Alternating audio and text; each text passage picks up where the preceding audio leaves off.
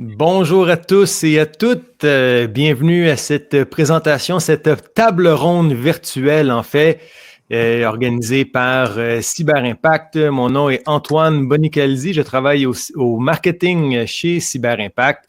C'est un plaisir de prendre un peu de temps avec vous. Je sais que les gens sont en train de se connecter en ce moment. Je vois qu'il y a des gens qui sont là. On va commencer dans une petite minute. Si vous pouvez nous voir et nous entendre, vous pouvez nous faire un petit coucou, un petit bonjour dans la boîte de clavardage qui est juste à la droite de l'écran. Alors, juste ici, j'y vais avec un beau bonjour. J'allais dire bon matin, mais non, on est déjà l'après-midi. Donc, bon lundi après-midi, 1er juin, un nouveau mois qui commence. Donc, bonjour tout le monde. Vous pouvez nous dire où vous êtes en ce moment. Donc, dans la boîte de clavardage, dites-nous où vous êtes au Québec, peut-être même à l'extérieur de la province, dans quelle région, dans quelle ville. Et si ça vous tente, vous pouvez aussi nous dire dans quelle entreprise ou dans quel organisme vous travaillez. Donc, on a Nadine qui est là, Marina, Mireille, Annick, Christophe, Raphaël, Mathilde, donc plein de monde qui sont là cet après-midi. Bienvenue à tous. Merci de prendre un peu de temps de votre journée, sans doute bien occupée, pour nous entendre parler. Aujourd'hui, on va parler spécifiquement de l'industrie du tourisme. C'est sûr que le tourisme, c'est large. Ça peut être des entreprises en hébergement, ça peut être des musées, des attractions, des événements, des entreprises en tourisme d'aventure. Donc, c'est très large, mais quand même, on se spécialise en tourisme aujourd'hui. Alors, on a des gens qui sont dans l'hôtellerie. On a des gens qui sont plutôt dans le karaté. Donc, déjà, ici, je vois que c'est très varié. Alors, aujourd'hui, la présentation, c'est en tourisme, comment préparer nos communications pour la reprise de nos activités. Donc, on va parler de marketing, on va parler de communication. Évidemment, on a besoin de communiquer avec nos clients, notre audience, nos contacts en ce moment, plus que jamais. On va parler de marketing par courriel, de réseaux sociaux et tout ça. Et bon, pour une fois, pour les gens qui sont des habitués de nos webinaires, c'est pas juste moi qui va parler. C'est en fait, je vais probablement parler le moins. Je vais laisser la place à mes invités. Donc, aujourd'hui, on a la chance d'avoir avec nous Catherine Moreau comme panéliste, qui, elle, est coordonnatrice aux promotions et au marketing relationnel chez Événements Attractions Québec. Donc, s'il y a des gens qui sont membres de l'EAQ en ce moment, je vous remercie énormément. On est content chez Cyber Impact d'avoir un beau partenariat avec Événements Attractions Québec. On va vous en parler à la fin. Et là, on a un duo qui nous vient du Musée national des beaux-arts du Québec. On a Marie-Hélène Raymond, qui est coordonnatrice de la stratégie numérique, et on a Stéphanie Drolet, qui est responsable de la publicité et des partenariats. Donc, évidemment, comme je le disais, au Musée national des beaux-arts. Alors, on va commencer. On va commencer le panel, la table ronde. En fait, je voulais juste vous dire que la boîte de clavardage à la droite que vous avez déjà utilisée pour nous saluer, vous pouvez en tout temps poser des questions et nous partager des commentaires où on veut que ce soit un échange aussi. Donc, évidemment, si vous avez des questions générales, posez-les. Si vous avez des questions spécifiques pour l'une de nos panélistes, allez-y aussi. Et si vous avez des commentaires, si vous voulez échanger avec nous aussi et avec les autres qui assistent en ce moment au webinaire, échanger des choses qui fonctionnent pour vous, des questionnements que vous avez, des bons coups, des choses auxquelles vous pensez ou des innovations auxquelles vous avez pensé aussi. Donc, on est là pour apprendre ensemble et échanger. Donc, n'hésitez pas. Je pense qu'au niveau de la discussion du panel, on va occuper les prochaines 25 à 30 minutes. Et après ça, on va passer à la période de questions où on pourra lire vos questions, vos commentaires et tout ça, et réagir et approfondir la discussion en ce sens-là. Alors, pour un premier tour de table, mesdames, je vais me taire et vous écouter. J'aimerais savoir, là, justement, en ce moment, où est-ce que vous en êtes? C'est-à-dire, évidemment, on attend des annonces, on est dans différents secteurs du tourisme, donc on a des échéanciers qui sont un peu différents. Catherine, toi, tu es au niveau d'une association, donc il y a un autre niveau.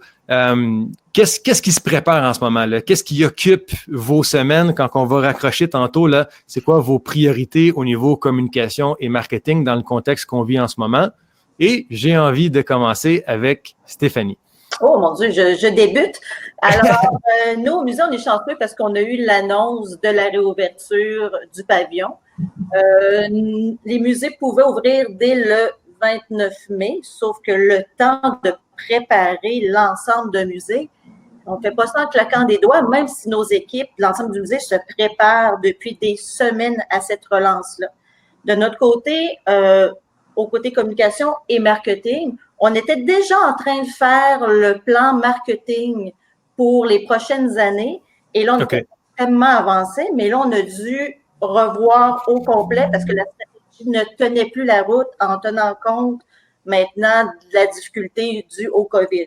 Donc, on est 4 personnes. La personne qui est aux relations publiques, Marie-Hélène qui est avec nous, il y a moi et l'autre personne qui s'occupe du marketing. Donc, on a tout commencé à repenser comment on annonce sur l'ensemble de nos moyens de communication, comment on annonce les nouvelles aux membres, à nos généraux, comment la librairie boutique va pouvoir vendre des choses, comment les gens de la restauration vont pouvoir venir s'intégrer à nous, parce que là, on avait des restaurants qui devenaient venir s'intégrer aux produits muséals, mais là, est-ce qu'ils vont être capables d'ouvrir? Donc, on est en train de repenser au complet cette stratégie-là. Et là, je dirais vraiment, qu'est-ce qui nous occupe, c'est faire le marquage des salles. Donc, quelle est l'expérience maintenant que notre client va avoir lorsqu'il va venir au musée? Parce que normalement, on rentrait, on pouvait se promener comme on voulait à l'intérieur du musée. Par contre, maintenant, c'est une nouvelle expérience. Par contre, on veut que les gens soient toujours à l'aise, ne se sentent pas agressés, observés avec un carcan de sécurité. Donc, on est en train de faire le marquage au sol, dans les pièces, s'assurer que la signalisation est adéquate et réussir à rassurer nos gens. Donc, communiquer comment acheter un billet en ligne, comment le parcours en salle va pouvoir se faire, quelles sont les consignes sanitaires qu'on a. Donc, on est en train de repenser vraiment toute cette stratégie-là et on a commencé à envoyer un premier courriel à nos gens lorsque l'ouverture a été faite. Tout s'est fait simultanément avec l'ensemble de nos outils. Donc, un communiqué de presse qui est envoyé aux médias. On a fait un courriel qui décrivait notre nouvelle approche à nos membres et une liste plus générale. Et toute l'équipe des réseaux sociaux ont emboîté le pas aussi pour annoncer la bonne nouvelle. Je pense que Marie-Hélène peut communiquer le restant. Ben, je peux peut-être compléter effectivement. En fait, quand Stéphanie parlait du plan marketing qu'on a dû modifier, c'est non pas juste les stratégies, mais c'est même nos publics cibles qu'on a dû réévaluer parce que, comme on le disait, tout a changé. Juste le fait que les frontières soient fermées, nous, une saison estivale, là, la plupart de nos visiteurs, ce sont des gens de l'extérieur. Oui, des excursionnistes dans un rayon plus près, mais même entre les régions, là, il y a quand même moins de monde qui risque de se déplacer pendant les prochains mois. Donc, pour nous, ça a un grand impact. Donc, on a dû changer ça. Et puis, aussi, comme Stéphanie disait, pour le marquage et tout ça, c'est sûr que pour une boutique, pour une épicerie, pour d'autres lieux qu'on continue de fréquenter ou d'autres services essentiels, ça semble quand même assez simple. Mais l'idée du parcours muséal, puis j'imagine que d'autres qui nous écoutent pensent aussi à leur domaine en culture, en tourisme. Le tourisme, la culture, c'est quelque chose qui se veut, oui, apaisant, mais divertissant. On veut décrocher. Quand on décide de faire un choix de sortie, là, c'est pour s'amuser puis pour décrocher de notre quotidien. Puis on en a d'autant plus besoin maintenant. Donc l'idée, c'est que puis tout le monde doit le vivre là, dans les épiceries, c'est comme super stressant de faire l'épicerie maintenant. Fait que nous, on veut surtout pas que l'expérience de venir au musée soit la même. Tu sais, est-ce que je suis dans les bons sens de la flèche? Est-ce que je me fais faire un questionnaire à l'entrée? Est-ce que je suis trop proche d'une autre personne? Fait que tout ça, c'était à grandement réfléchir. C'est pour ça aussi qu'on n'a pas ouvert il y a 2 jours, mais qu'on va prendre un bon mois pour regarder ça comme il faut, là, parce qu'il faut pas se tromper. Il faut pas que les gens viennent et qu'ils soient déçus. Là. Voilà. Super, très intéressant. Oui, vas-y. Même pour s'assurer, nous, que l'expérience du visiteur soit agréable, on va ouvrir une semaine avant notre date officielle du 29 pour pouvoir un scoop. inviter une clientèle, peut-être des membres, peut-être des donateurs, donc juste pour pouvoir s'assurer que notre parcours ça roule bien, c'est agréable, c'est sécuritaire. Donc, nous, on veut s'assurer que tout se déroule bien pour que lorsqu'on fait notre grande ouverture, tout le monde soit bien et ait une belle expérience au musée.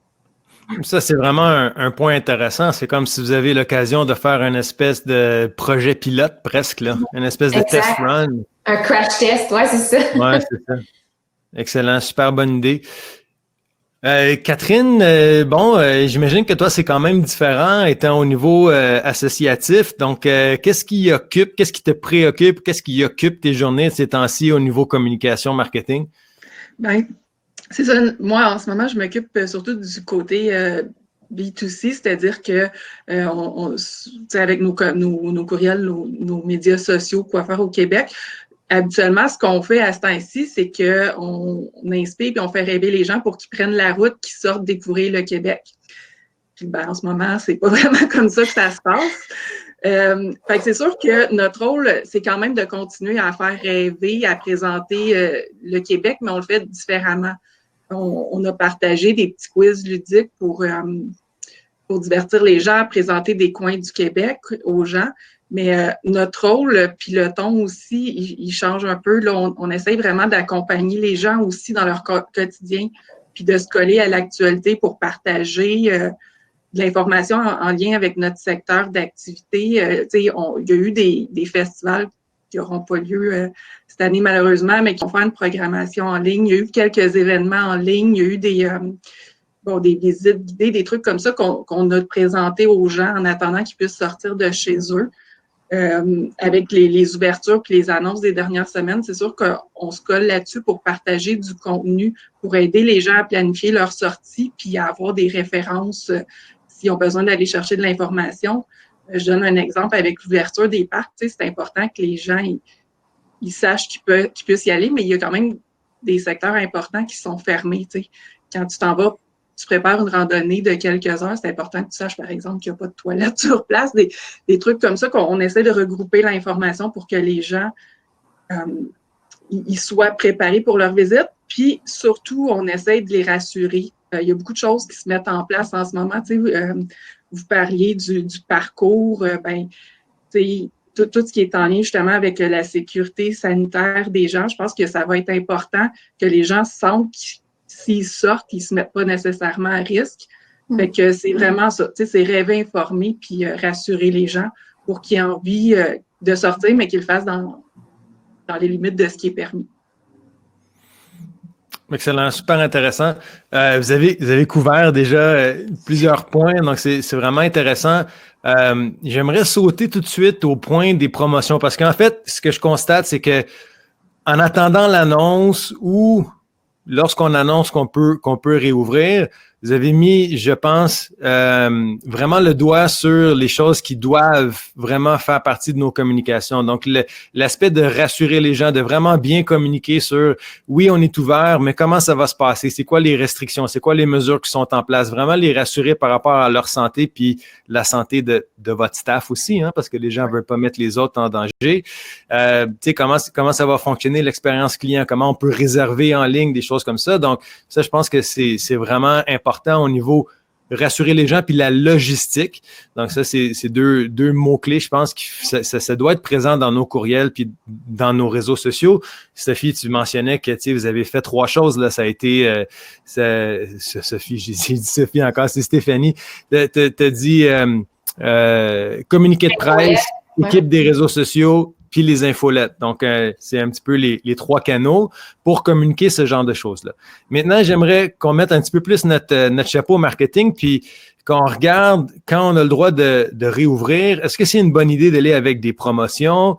Est-ce que, tu sais, de pousser les ventes un petit peu? Il y a plein d'entreprises qui vont réouvrir que, mon Dieu, s'ils veulent pas avoir à mettre la clé dans la porte, là, il va falloir se rattraper un petit peu puis faire des ventes.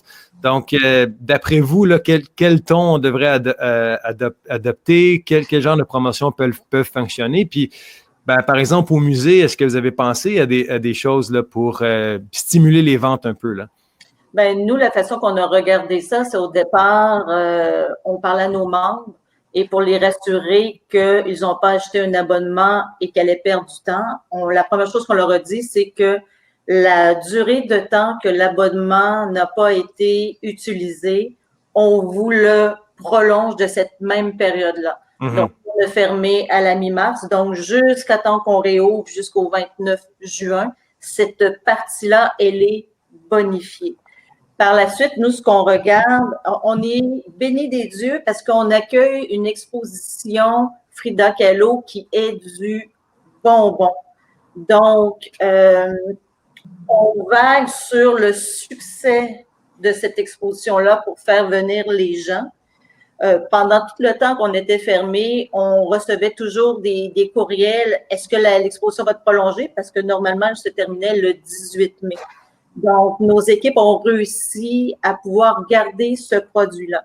Donc, on vend notre produit vedette qui est fronté et on joue aussi avec la promotion du côté local, donc l'art québécois. On ouvre un pavillon qui fait la promotion de l'art du Québec avec de l'art contemporain, l'art inuit, l'art décoratif et design. Donc, nous, c'est vraiment de mettre en valeur nos produits vedettes. De notre côté, il n'y aura pas de rabais parce que, vu qu'on a une grande exposition internationale, le produit en vaut la chandelle. Par contre, on regarde pour faire différentes plages d'heures d'ouverture. Est-ce qu'on va aller faire une plage spéciale pour aller toucher une clientèle qui est plus âgée pour qu'elle se sente plus en sécurité? Les gens qui sont à mobilité réduite, donc est-ce qu'il va y avoir une plage horaire pour eux? On regarde pour retirer aussi peut-être nos heures d'ouverture pour s'assurer que les gens qui ont recommencé à travailler 2 jours puissent peut-être venir le soir avec des heures que normalement on n'avait pas. Parce que là, normalement, au musée, il y a beaucoup d'événements privés et les événements n'ont pas lieu. Donc, on ouvre peut-être à plus grande échelle. Fait qu'on est en train d'analyser cette partie-là. Par contre, pour les autres qui font de la promotion, c'est sûr qu'il faut aller chercher notre leader puis l'annoncer en priorité. C'est la programmation médiation, tout ce qui va être activité culturelle offerte pendant l'été, dans la mesure du possible. Évidemment, il n'y aura pas de grand rassemblement. Mais ces activités-là qu'on va offrir vont être gratuites, ceci dit. Donc, effectivement, comme disait Stéphanie, il n'y a pas de promotion comme telle. Mais je voudrais peut-être citer un exemple que j'ai entendu. Tu disais justement qu'il y a beaucoup d'entreprises qui vont devoir offrir des promotions pour au moins faire un peu rentrer de l'argent, là, parce qu'il y en a qui en ont perdu des sous aussi. Il faut penser à ça, là. Il y a beaucoup de personnes qui ont perdu leur emploi.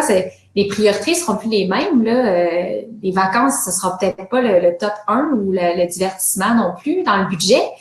Mais j'entendais hier, je pense que c'est une affaire de sport, là, ça n'a pas rapport du tout, mais il faisait un rabais pendant une période de temps pour l'achat des stars et rideaux ou whatever. Puis il y avait aussi un rabais additionnel pour les travailleurs des services essentiels. Puis ça, j'ai trouvé ça beau. Puis je me suis dit justement que j'allais le proposer au musée parce que je trouvais que c'était non seulement une bonne idée de promotion, mais c'était un beau geste pour les remercier. Tu sais. Puis je pense que ce serait peut-être une avenue possible dans le monde du tourisme parce que s'il y a des gens, qui semblent obligés de prendre des vacances cet été, on a entendu là, dans divers sites d'information qui n'ont pas le choix de prendre des vacances, etc.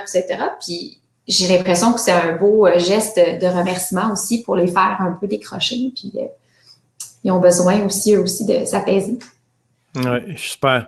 Alors, je trouve ça super intéressant. Je pense que oui, ça, c'est un bon angle, tu sais, dans le fond, remercier les gens qui sont au combat, là, qui ont vraiment travaillé des heures de fou puis qui se sont mis exposés au risque pour la santé de tous. Donc, ça, c'est sûr que, de un, je pense que c'est vraiment une bonne idée. Puis de deux, c'est sûr que c'est bien perçu, je pense, au niveau communication. Pour l'image de l'entreprise, exact. Oui, exactement. Tout ce qui est comme achat local, produit local. Donc, je rebondis sur ce que tu as dit, là, dans le fond, Stéphanie, je pense que ça aussi, c'est vraiment, vraiment une bonne idée. Parce que, la plupart des entreprises de tourisme vont devoir essayer de compenser le tourisme international par le tourisme local, mais en même temps, ça tombe bien, entre guillemets, parce que les gens ne peuvent pas voyager non plus, là. Fait que les gens sont obligés de prendre leurs vacances au Québec. Donc, ça nous donne une chance. Je trouve ça intéressant. Puis aussi, on a comme une question, mais inquiète pas, Catherine, je vais aller à toi. Mais c'est juste parce que je trouve que c'est pertinent, c'est-à-dire que vous avez la chance d'avoir des membres qui sont un petit peu comme des clients VIP, des clients récurrents, dans le fond. Et puis Raphaël ici qui dit « Que pensez-vous de l'idée d'un traitement particulier pour vos clients spéciaux, les membres, les donateurs, ces choses-là. » Donc, des gens qui sont, c'est probablement nos meilleurs clients parce que c'est comme des clients qui reviennent. Là. Donc, vous l'avez déjà mentionné un peu, c'est-à-dire, c'est ça, dans le fond, au niveau d'agrandir leur abonnement ou de retarder la date d'échéance de l'abonnement. Est-ce qu'il y a autre chose que vous pensez au niveau de ces gens-là? Pas pour l'ouverture du musée, mais lorsqu'en amont, nous, normalement, à chaque mois, on envoyait aux 15 jours un infolette qui était tout simplement pour annoncer les activités qui allaient venir. Par contre, pendant le temps de confinement, hebdomadairement, on envoyait une infolette et le changement, c'est qu'on avait vraiment du contenu qui était réservé qu'à nos membres. Donc, le jeudi, je leur offrais en privilège d'entendre nos nouveaux balados. Il y a une journée où on a des guides des collections qui étaient en ligne, on en a 5. Donc, en privilège, on leur annonçait à eux. Même chose pour Frida Kahlo, on a un audio guide. Donc, en privilège, on les a fait écouter par eux. Donc, on a toujours eu un petit bonbon pour leur donner, pour montrer qu'on tient à eux, sont importants. Et par la suite, une semaine plus tard, le restant de notre clientèle régulière avait accès à ces informations-là, mais on voulait toujours donner quelque chose en plus à nos membres. Même chose pour les donateurs. Oui, parfait, merci. Good. Alors, Catherine, on va retourner à toi. Dans le fond, comment en ce moment tu vois ou dans ton travail à toi, mais aussi j'aimerais savoir si tu avais à conseiller dans le fond les membres EAQ ou les gens en tourisme en général par rapport à justement quel genre de promotion, comment on fait quand on a finalement le droit de vendre notre produit, comment on fait pour attirer les gens ou pour renflouer un petit peu les coffres de l'entreprise? Bien, c'est sûr que, excusez, une des choses, tu parlais d'achat local tantôt, et puis je pense que déjà les gens, ils vont rester beaucoup dans leur région, en tout cas pour l'instant. Fait que question, je ne sais pas, tu sais, des fois de regrouper les hébergements avec des attractions dans une même région, parce que ça, c'est une question qui revient. Tu sais, les gens ils disent, oui, on peut aller faire du camping, on peut aller à tel endroit, mais qu'est-ce que je fais? Qu'est-ce que je peux faire en dehors de ça? Fait qu'il y a peut-être moyen de créer des parcours ou des partenariats entre nous dans une région pour que les gens puissent planifier un petit séjour pour profiter de leurs vacances, qui risquent d'être un peu différentes de celles qu'on a eues les autres années auparavant. Puis même proposer des sorties d'une journée. On parlait des fois des... les gens, avec tout ce qui s'est passé financièrement, des fois, sont un peu insécures. Fait que de prévoir des sorties, de proposer des sorties d'une journée qui va les faire décrocher, qui va leur faire passer une expérience unique, puis de rendre les réservations, puis toute l'expérience, on parlait de l'expérience client, mais de rendre les réservations faciles, puis de s'assurer que les gens, ils sachent quand même un peu à quoi s'attendre, de savoir s'il y a des sites qui sont fermés, une partie qui est fermée de la place où ils vont aller, ben, je pense que c'est important de les communiquer. Puis, mon Dieu, excusez. On parlait de promotion, tu sais, c'est sûr que je ne sais pas jusqu'à quel point on peut offrir des promotions. Des fois, tu sais, on peut l'offrir sur une quantité, dans le sens que si j'ai vu ça, si vous passez tant de temps à tel endroit ou si vous achetez tant d'entrées, ben à ce moment-là, pour la troisième nuit ou la troisième entrée ou quelque chose comme ça, là, il peut y avoir une promotion. Je ne suis pas sûre que les gens ont envie d'avoir des offres qui sont trop agressives en ce moment. Mm-hmm. On a plus envie de dire on va apporter quelque chose, une valeur ajoutée dans votre vie. On va apporter quelque chose de le fun dans votre quotidien. Fait que, tu sais, je trouve que cet angle-là est quand même intéressant. Puis je pense qu'on a besoin de flexibilité aussi au niveau, si c'est des réservations ou l'achat de certificats cadeaux, de savoir que, ben s'il arrive un pépin, parce on est dans l'incertitude quand même un peu de savoir que ça peut être facile de reporter une réservation, que, tu sais, rendre toute l'expérience client, dans le fond, quand même facile puis agréable. Absolument. Super bon point. Stéphanie? Lorsqu'on parlait de promotion, nous, ce que l'on fait souvent, Oui, il y a des pourcentages de rabais faits avec notre Office du tourisme, avec différents partenaires.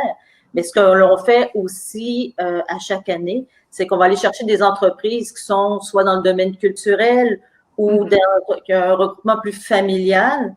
Et ça s'appelle, nous, le groupe 620 ou 520, donc avec différentes attractions. Quelqu'un qui s'en va, supposons, au musée de la civilisation, ramène sa facture pour montrer qu'il a été dans ce musée-là. Et lorsqu'il vient acheter un billet, a 20% de réduction à l'achat de notre billet.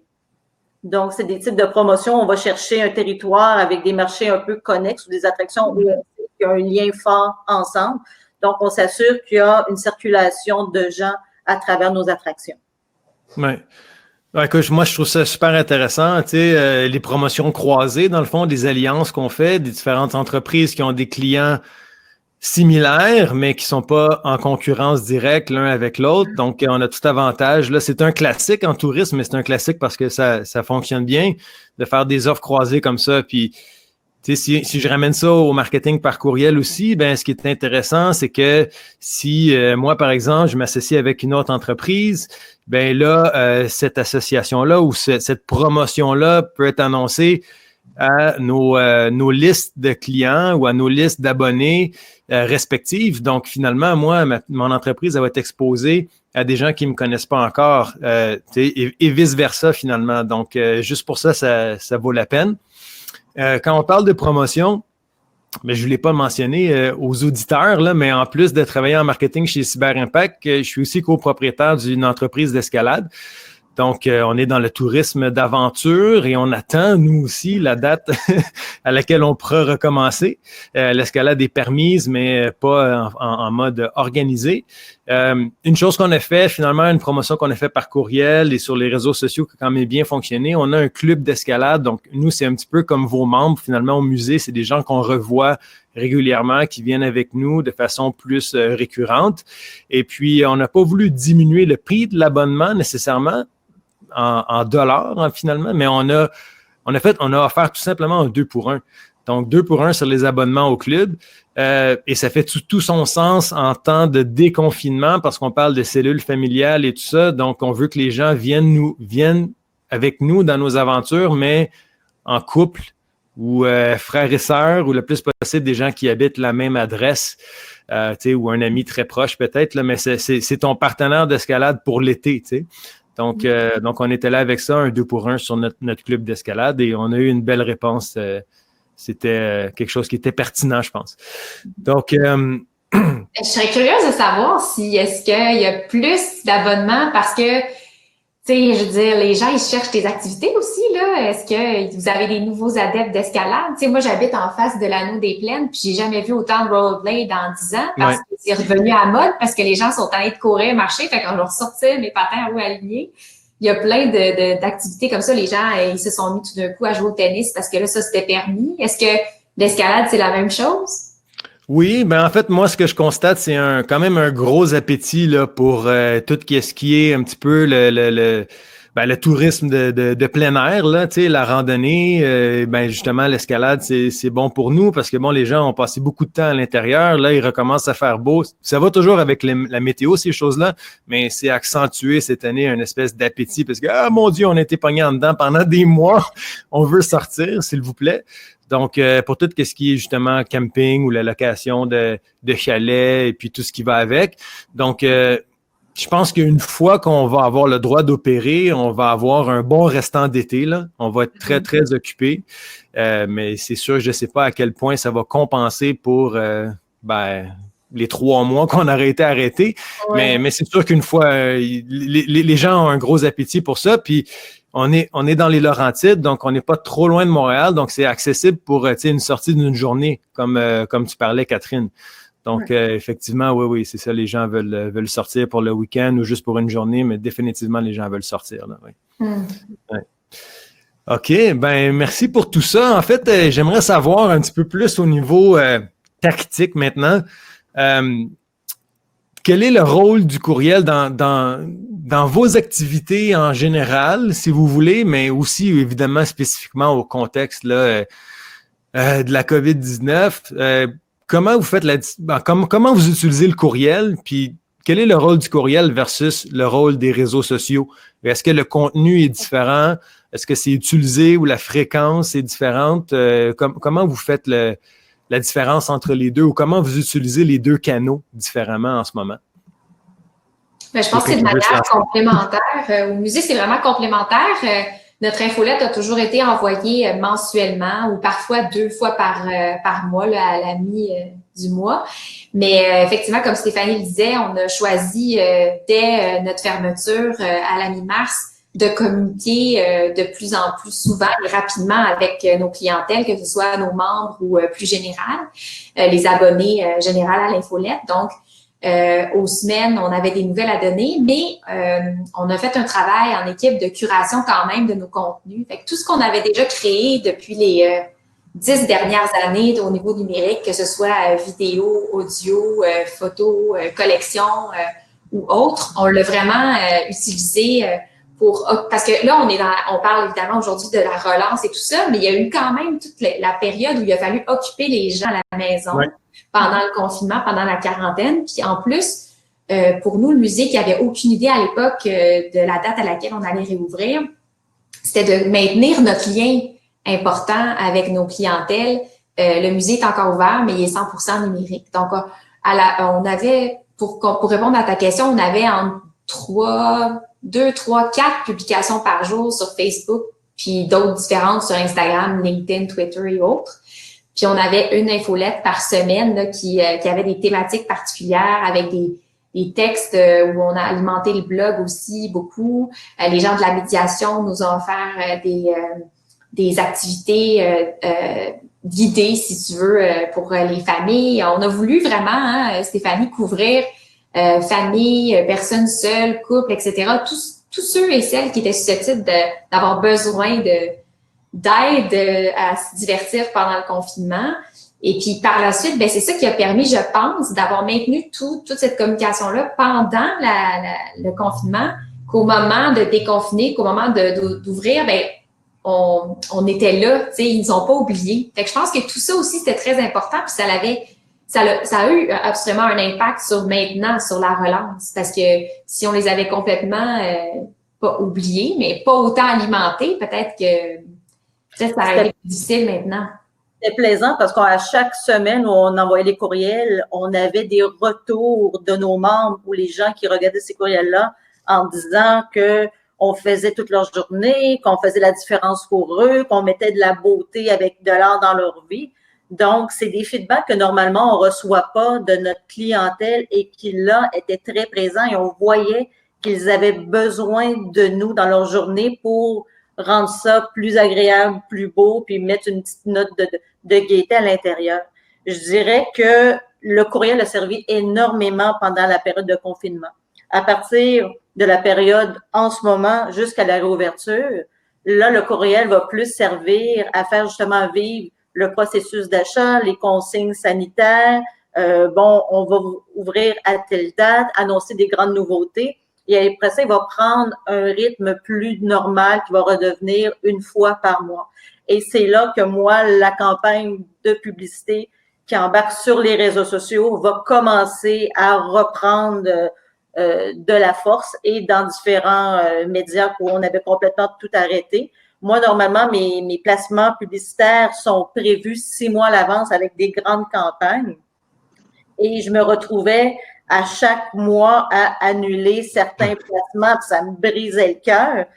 Puis en disant, dès qu'on revient, faites-vous-en pas, on vous oublie pas, puis on vous remercie. Puis j'ai plusieurs médias qui étaient prêts à me donner des gratuités pour annoncer. Puis je peux pas annoncer rien. J'ai pas si je réannonce tout de suite quand on parlait au mois de mars, au mois d'avril, je dis, je ne sais pas quoi annoncer parce que je sais pas c'est quoi ma date de réouverture. Et nous, on risque en prime d'être surchargé parce qu'on va vouloir savoir plus d'informations sur telle exposition continue, quelles sont les démarches. Et c'est des informations que nous-mêmes, on ne savait pas. Donc, c'est toute une stratégie. Ce qui est difficile, toujours, c'est faire une stratégie et penser qu'elle ne changera pas. Et de semaine en semaine, même si on essaie de faire la meilleure stratégie, il faut toujours la revoir en fonction des nouvelles annonces, des nouvelles connaissances. Donc, on ne peut pas partir d'un plan préétabli. Il faut toujours être en action-réaction et ajuster jusqu'à la dernière minute. C'est ça qui est le moins évident. Il faut surtout aussi écouter le pouls de notre clientèle pour savoir qu'est-ce qui intéresse vraiment les gens. Parce que souvent, on a l'impression que tel produit, c'est ça qui va fonctionner. Mais si on est vraiment à l'écoute de notre clientèle, on va voir souvent qu'ils ont des affinités différentes, des perceptions différentes, des intérêts différents. Donc, il faut s'assurer que l'ensemble de ces commentaires-là soient pris en considération pour faire une planification qui est optimale. Excellent point, excellent point. Catherine, de ton côté, comment ça se passe l'utilisation du courriel et des réseaux sociaux pour les sites là, B2C dont tu t'occupes? Ben, c'est drôle parce que nous autres aussi, on rechange nos stratégies en fonction de qu'est-ce qui est annoncé souvent. Puis c'est sûr qu'au niveau des médias sociaux, ça nous permet de réagir vite à l'actualité puis aux changements qui sont présentés. Donc, quand il y a une annonce ou quand il y a un changement majeur, ça nous permet de suite le mettre en ligne. Puis on peut plus facilement prendre le pouls de notre auditoire, dans le sens qu'on voit les gens réagir, on peut créer des sondages, on peut voir un peu c'est quoi leurs préoccupations. Au niveau du courriel, c'est sûr que nous autres aussi, au niveau du courriel, on a un peu changé notre stratégie. Puis depuis le début, on a partagé, on a essayé nous autres aussi de partager comme des bonnes nouvelles ou d'alléger en fait le quotidien des gens. Puis nos taux d'ouverture, tout ça, ça a assez bien fonctionné. Fait qu'on sert beaucoup, les gens qui sont abonnés à notre courriel, c'est des gens qui ont déjà un intérêt pour nous parce qu'ils ont quand même pris le temps de s'abonner. Fait qu'on se permet d'offrir plus de contenu, d'aller plus en profondeur dans tout ce qui se passe chez nous, puis de partager ces informations-là. Puis je pense que c'est aussi, ça va être aussi l'endroit pour parler des offres exclusives qui vont s'en venir parce qu'on essaie de donner un petit spécial, mettons, à ceux qui nous suivent, des petites exclusivités comme un traitement un peu VIP, là, entre guillemets, qui ont la chance d'avoir avec nous autres. Puis, ben, c'est ça. Sinon, c'est un peu ça la différence, je dirais, au niveau de nos stratégies, puis au niveau du contenu. J'ajouterais peut-être un petit truc par rapport aux réseaux sociaux. Je pense aussi que, effectivement, comme dit Caroline, il y a un lien direct avec la communauté. C'est super intéressant. Mais je pense que les gens se sont rendus compte que d'avoir alimenté leurs réseaux sociaux, d'avoir maintenu le lien avec leur communauté depuis plusieurs mois, années avant tout ça, ça a été payant pendant justement, parce que c'était pas le temps là, de bâtir une communauté pendant le confinement. Puis je pense que c'est là qu'on a, dans le fond, récolté ce qu'on a pu semer au cours des dernières années, parce que le lien était déjà là, fait que c'était comme plus facile aussi de créer des nouveaux contenus, puis partager, puis échanger. Il y avait ça aussi beaucoup, là, le besoin des gens d'échanger. Puis maintenant, ben, c'est comme disait Stéphanie tantôt, maintenant, ben, on switch un peu l'objectif, puis on veut vraiment les informer. Puis après ça, on va revenir éventuellement à encore le rêve, comme disait Caroline, puis vendre un peu les contenus. Mais là, pour l'heure, là, l'important, c'est vraiment rassurer, informer, bien diriger les gens.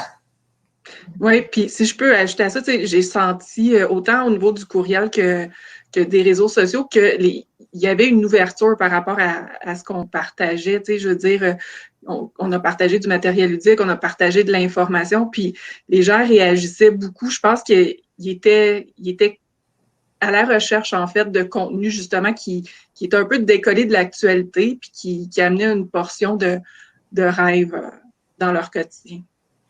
Absolument, absolument. Écoutez, le temps passe vite, vraiment beaucoup de bons contenus. Si on veut un petit peu en résumé, pour résumer tout ça en conclusion, avant de regarder s'il y a des gens qui ont des questions et commentaires, j'aimerais qu'on essaie de dire un petit peu à nos collègues en marketing, communication, ou simplement des gens qui sont entrepreneurs, là, qui sont propriétaires d'une petite entreprise en tourisme. ce serait quoi leur devoir? Qu'est-ce qu'ils devraient faire en ce moment? J'ai quelques idées, mais on en a discuté déjà un peu, mais c'est quoi le must, là? Ce serait quoi la checklist en ce moment des tâches à faire là, dans les prochains jours pour se préparer?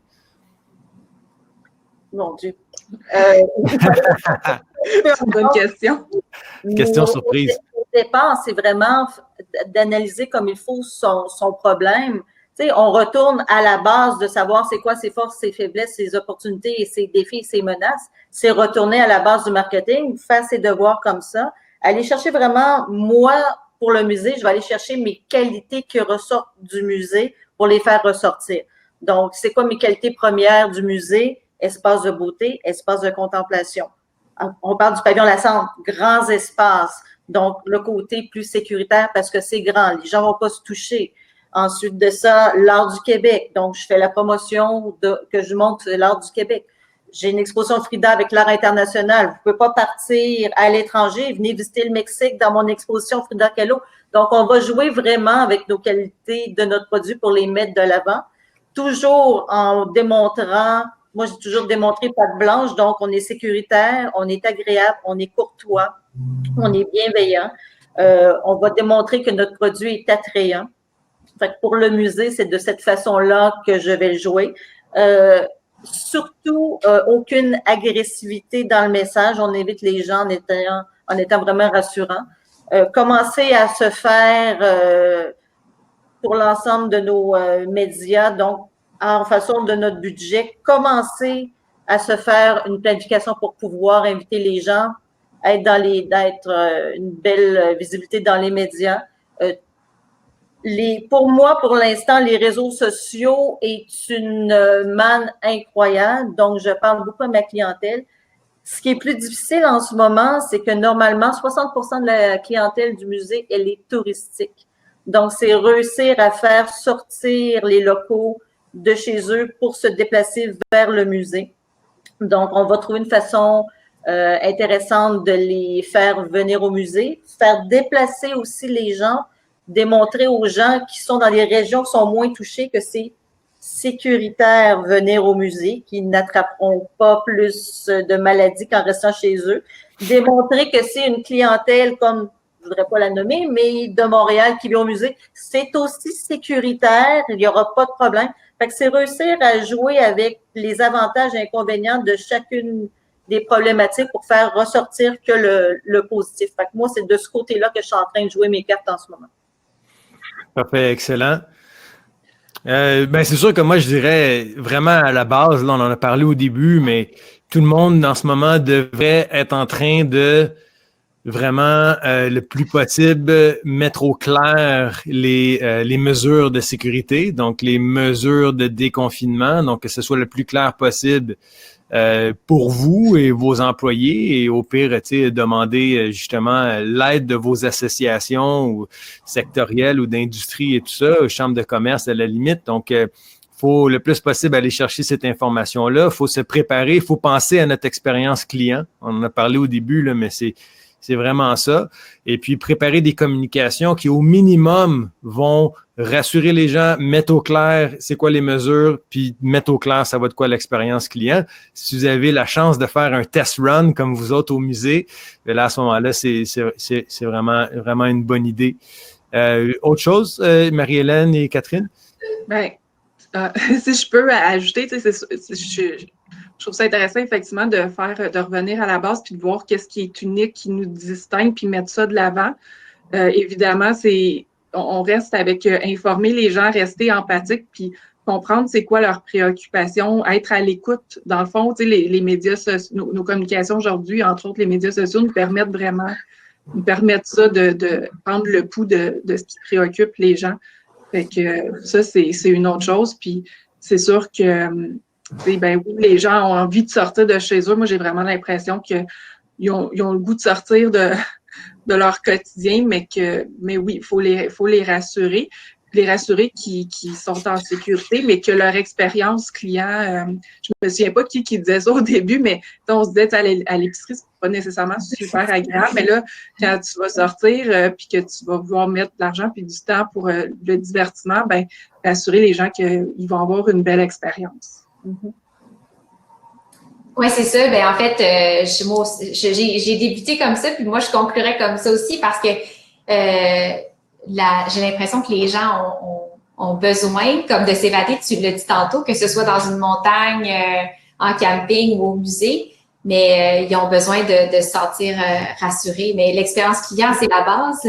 Si le client n'était pas au centre de vos préoccupations, il faut qu'il le soit maintenant parce que clairement, lui, il fait le choix au niveau financier d'aller dans votre secteur ou autre. Puis en plus, ben tout le monde, on va se le dire, tout le monde est à vif, là.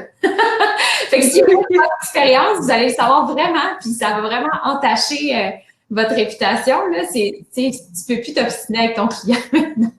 Fait que je pense qu'il y a un petit tournant là où il faut qu'il y ait pleinement satisfaction là. Sinon, ça ira pas.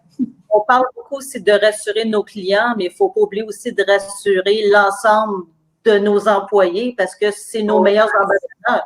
Si ton employé n'a pas confiance dans les démarches que tu fais ou ne comprend pas bien ta démarche, ça va être le premier qui va venir diminuer la qualité de ton produit par le bouche à oreille qu'il va engendrer.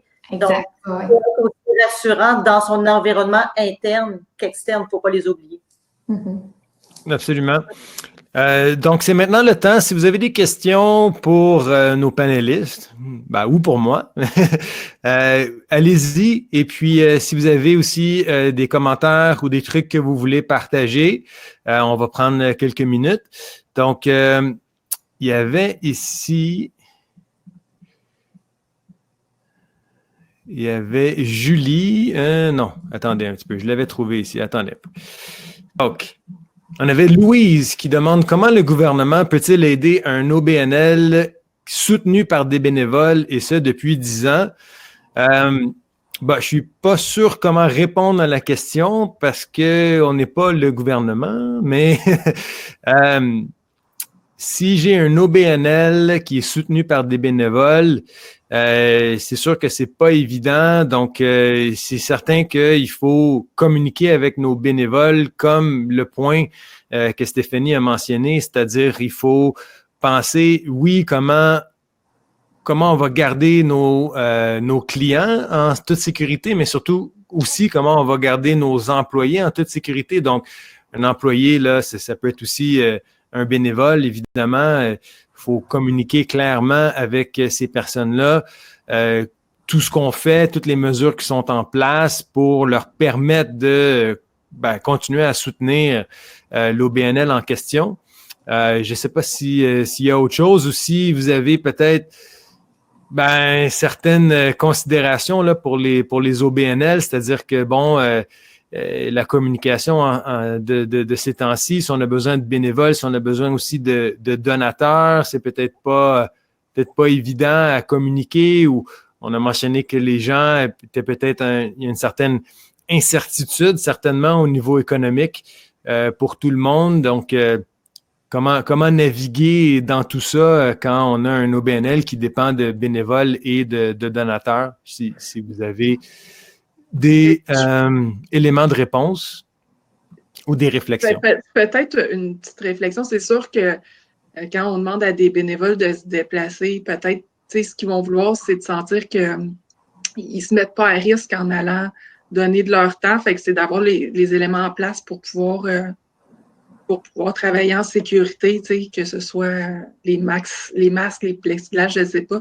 Je pense que ça dépend de chaque OBNL. Puis, au niveau du tourisme, ce qu'on veut, c'est que les gens aient confiance et qu'ils puissent sortir justement pour qu'ils fassent rouler un peu le tourisme au Québec.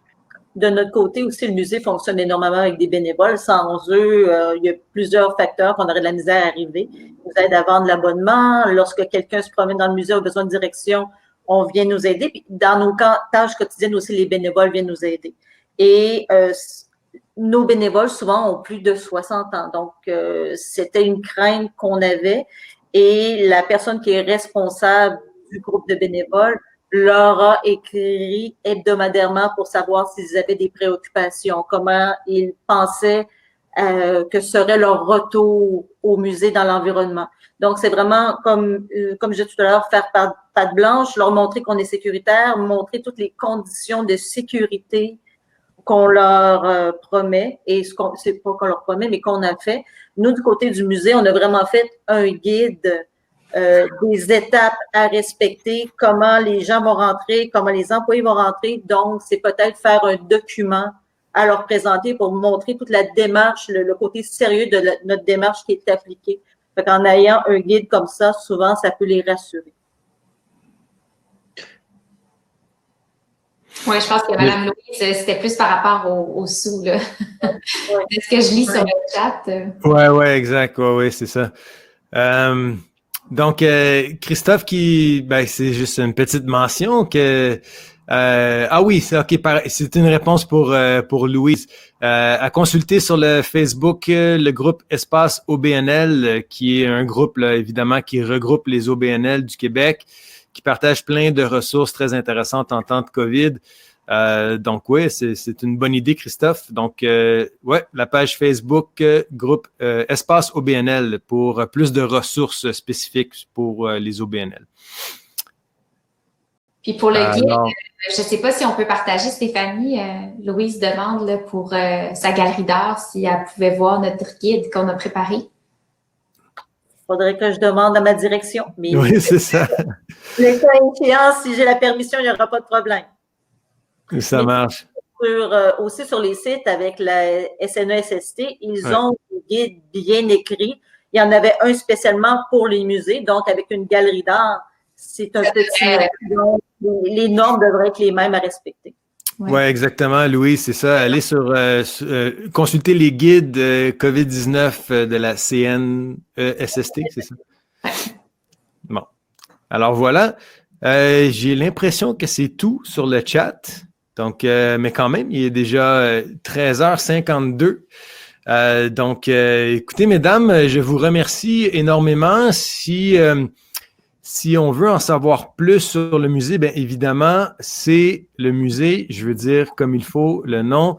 Donc, le Musée national des beaux-arts du Québec. Donc, c'est pas le Musée des beaux-arts à Montréal, mais bien celui à Québec. Et puis, on vous encourage à aller le visiter cet été.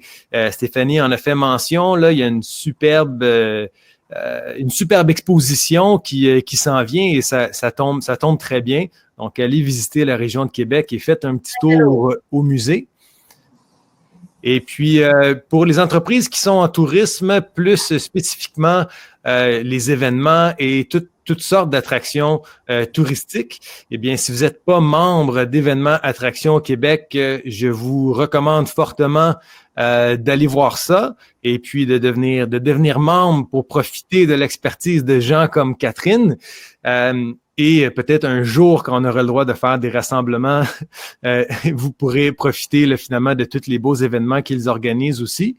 Et puis, Catherine, veux-tu nous mentionner, là, parce qu'en même temps, on est tous des individus et on est tous des touristes potentiels. Donc, c'est quoi les sites web que tu gères ou que l'équipe gère là, qui sont des sites web grand public? Bien, en fait, il y a Québec Vacances. On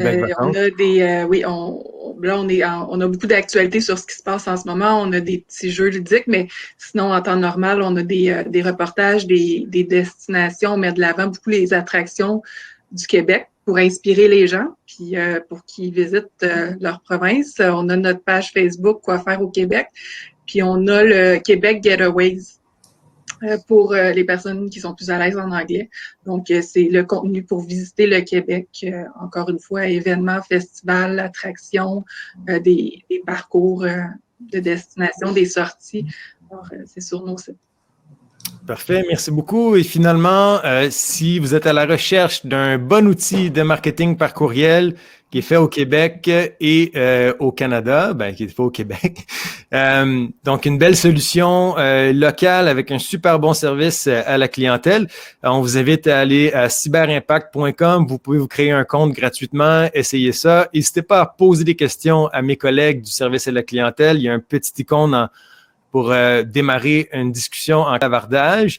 Et puis, si vous êtes membre EAQ, on a un beau partenariat avec le EAQ, donc vous pouvez bénéficier d'un essai gratuit, mais illimité. Donc, vous avez 2 mois gratuits, même si vous avez 200 000 abonnés, vous allez pouvoir leur envoyer des courriels gratuitement. Et puis, ça va être le temps de communiquer avec tout ce beau monde-là en ce moment. Donc, mentionnez-le là, dans le clavardage si vous êtes un membre EAQ. Sinon, moi, c'est tout. Je ne sais pas s'il y a un petit mot de la fin que le panel aimerait partager. Bon, on vous souhaite une bonne fin de journée. On vous attend en grand nombre. Et surtout, ayez pas peur, osez, puis démarquez-vous du restant de votre concurrence. Super, merci beaucoup. Puis moi, j'ai envie d'inviter les gens de continuer de consommer local. Puis le tourisme, c'est beaucoup d'entrepreneurs locaux qui ont des belles choses à proposer, des belles sorties, qui travaillent fort en ce moment pour mettre en place des mesures pour assurer la sécurité des gens. Fait que je pense qu'on va pouvoir sortir en toute sécurité. J'abonde dans le même sens, mais j'ajouterais que négligez pas l'impact du courriel, effectivement, parce que il n'y a rien de plus personnalisé, puis les gens ont besoin de ça actuellement, là, des communications personnalisées. Fait qu'au-delà des réseaux sociaux, c'est un beau complément. Parfait, merci beaucoup. Alors, merci à tout le monde. Effectivement, bon courage, bonne continuation. Et puis, un bon été. Et c'est ça, restez abonnés à notre infolette, comme ça, quand on va faire d'autres bons contenus comme ça, vous allez être au courant. Alors, merci à ceux qui ont été présents aujourd'hui. Bonne chance et à bientôt. Au revoir. Au revoir. Merci. Au revoir.